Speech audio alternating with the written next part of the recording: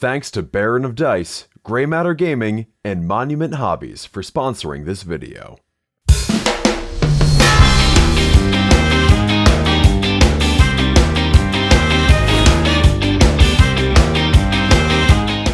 Chaos Knights are an army desperate for new rules to add some variety to their playstyle. They've had a few rounds of points adjustments over the course of 10th edition, but have continued to lean almost exclusively on their war dogs. We might see a change to that with the new Iconoclast Fiefdom detachment. Similar to Imperial Knights and their Questborn Forge Pack detachment, Iconoclast Fiefdom aims to supplement your giant spiky robots with a bunch of little dudes, this time of the Chaos variety. As always, you can read more at goonhammer.com, link in the description.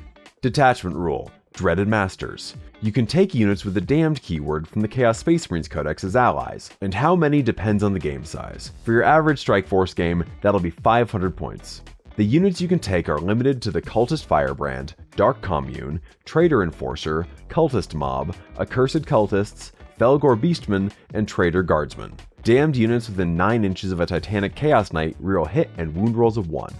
Lastly, Chaos Knights can make a dark sacrifice whenever they shoot or fight. Your Chaos Knight gains sustained hits or lethal hits, but at the cost of a damned unit within 6 inches losing D3 models or D3+3 models if they fail a leadership test. While cheap cultists will be great for screening, objective play, and move blocking, this detachment is built around sacrificing them to power up your knights. From the littlest war dog to the biggest tyrant, the cost is the same, so be mindful of when and where you burn your cultists. You can easily sacrifice entire units over the course of the game, so you'll have to be strategic with this rule to get the most out of it. We can't not compare this to the Traitorous Lance detachment from the Chaos Knights Index though, and losing out on the Forged and Terror detachment ability means you won't be forcing leadership tests every turn. That essentially turns off your admittedly mid Harbingers of Dread rule. That said, adding cultists to Chaos Knights fills a huge gap. Imperial Knights solve the action and objective holding problems with Imperial agents, but Chaos Knights were previously limited to OC0 Nurglings, Beasts of Nurgle, and Plague Bearers. Being able to add cheap cultists who can sticky objectives is huge. There are 2 standout enhancements, and then a couple you can take or leave. Profane Altar turns up the risk and reward of your dark sacrifices, giving your knight both lethal and sustained hits at the cost of losing the maximum number of models from your cultist unit every turn. Jam that on a despoiler to make a truly vicious shooting platform. Pave the Way benefits your damned units instead, giving 3 units of them a 6-inch scout move. That'll help with early scoring and board control. Tyrant's Banner lets your Chaos Knight pick any visible damned unit for its dark sacrifice instead of just the ones nearby. It's cheap and lets you spread out your self-inflicted losses a bit. Diabolical Resilience is really pricey at time of writing, granting a 6-up Feel No Pain and the ability to ignore any modifiers to movement, advances, or charge rolls. There aren't really a ton of those, and that 6-up Feel No Pain isn't quite reliable enough to make this a no-brainer. The stratagems are cooking a little hotter though.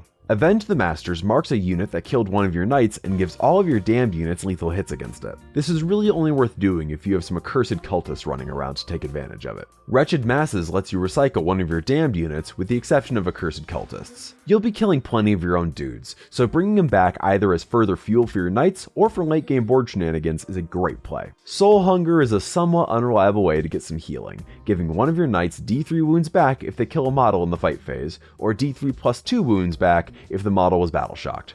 It's okay to keep your big guys topped off. Unrestrained Rage is by far, without exaggeration, the best stratagem Chaos Knights have access to.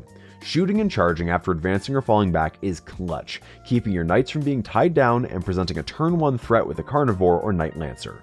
Worthless Chattel is super flavorful, letting you shoot at an enemy unit with an engagement range with one of your damned units. Your cultists will catch some strays in the process, but dying is kind of their job. Preserve the Idols is a reactive move stratagem, letting one of your damned units move 6 inches towards an enemy unit within 9 inches of one of your knights. It's obviously good for intercepting an incoming melee threat, but you can go in any direction so long as you end that move closer, making this a real toolbox stratagem. With cheaper battle line options and cultists, it's easier than ever to fit in bigger Chaos Knights that should be this faction's flagship units. The enhancements and stratagems both favor those Titanic Knight variants, and without the Knights of Shade stratagem from the Traitorous Lance, Titanic Knights are the only knights in this detachment that can move through walls. The detachment does struggle defensively, as without Diabolic Bulwark, there's no way to buff your invulnerable saves. The primary mechanic of this detachment also involves hurling fistfuls of your own cultists directly into the furnaces of your knights, so you'll have to be careful not to burn your own army off the board. Consider supporting those cultists with the Firebrand to keep them from failing battle shock tests and losing even more guys. Recycling those cultists is a nice idea, but at 2 command points it'll be hard to justify the cost in some games, and with a minimum of D3 lost per pact, you're going to run through them fast. Pacts in this detachment are more something where you pick your spots and not an all the time option. Let's hit the highs and lows. Cultist units are a fantastic addition to the Chaos Knight game plan, with sticky objectives and cheap scoring. With how much this detachment incentivizes big knights, you've got a good reason to run them. While there are some stinkers, it's a pretty powerful set of stratagems and enhancements. Unfortunately, to get the most out of this detachment, you'll be killing a lot of your own guys. War dogs also don't get much out of it. There's no real defensive stratagems, so while you're incentivized to take the big boys, you don't have a great way to defend them. With war dogs being top dogs, a detachment built around big knights and cultists might be missing some of the juice of the Traitorous Lance. You can obviously still take war dogs, but to get the most out of the Iconoclast Fiefdom, you'll be leaning into Titanic Knights and little guys. While that doesn't seem to be quite as effective as the doghouse lists in our playtest games, it's still a fun, flavorful, and mechanically interesting detachment. If your appetite wasn't quite sated by chowing down on all those cultists, head on over to goonhammer.com to read more about this detachment and check out a sample list. If you like what we do, consider backing us on Patreon for bonus content, extra app features, and more.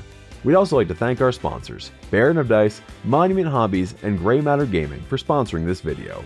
I've been Carnivore McRampager, coming at you from my accursed posting throne. Thanks for watching.